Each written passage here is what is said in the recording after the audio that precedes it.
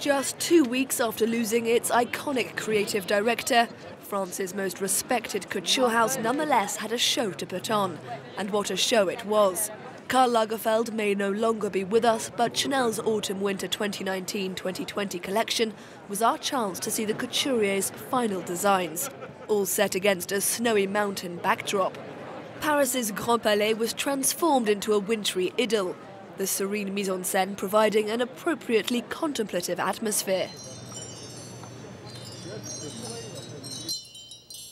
I spent half of my life with him. I saw him more than I saw my own father. That says it all.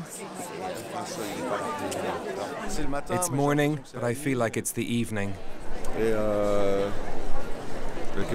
It's like watching the train leave the station.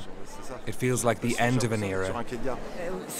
It's strange. I don't know how to put it. It's the first time I've come to a Chanel show and Karl's not here. There's no other word for it but strange. It's strange. One by one, models emerge from a wooden chalet, and then a minute's silence. These silhouettes are the result of a collaboration between Lagerfeld and his right-hand woman Virginie Viard. After working by his side for 30 years, Viard has now been named Chanel's new creative director in his place. She'll now have to work out how to respect the legacy not only of Coco Chanel, but Lagerfeld too. The show's finale was both a celebration and a moment of high emotion. Some of the models couldn't help but show it. He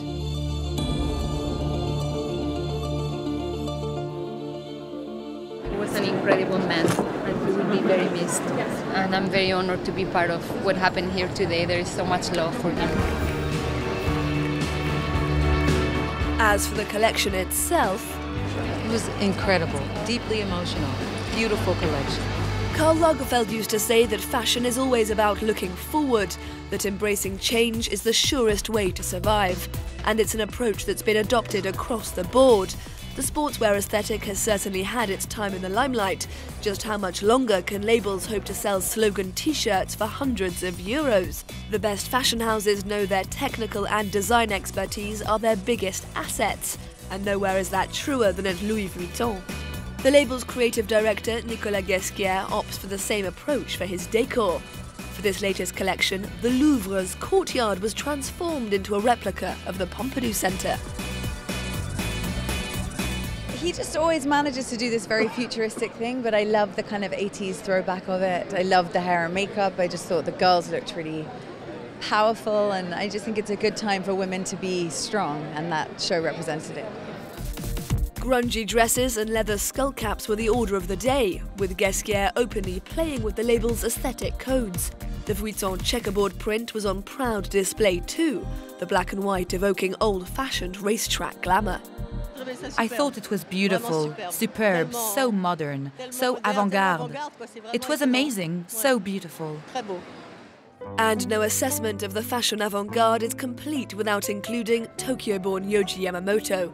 At 75 years old, the designer's lost none of his trademark humour.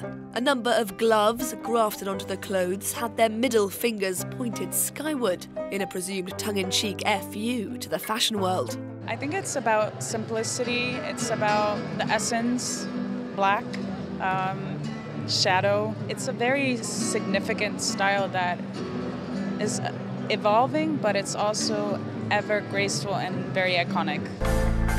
For his finale, Yohji Yamamoto brought out a number of female samurai figures, draped in deconstructed capes.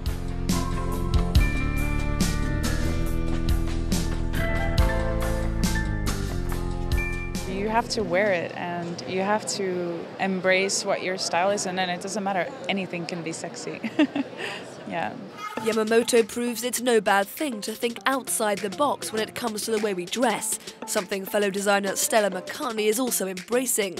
The global textile industry is a major source of pollution. She's determined to change that. I love Stella. I think what she stands for, what she does with her sustainability clothing, I think she's incredible and she's a good friend. Surprise! McCartney has a lot of famous friends. They're coming together to help her raise awareness of the problem of mass deforestation in Indonesia. I love the show, so 7 things I'm gonna buy. Thank you. Stella McCartney uses vintage fabrics and upcycled t-shirts where she can. She's never afraid of asking the difficult questions. How we want to wear clothes and how we want our wardrobes to look, and supplying and giving an exciting new option to people.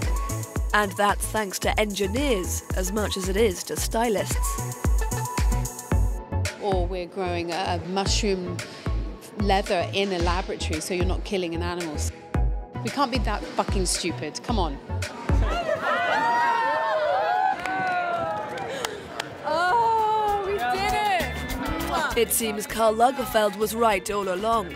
The survival of fashion and indeed the planet relies on change.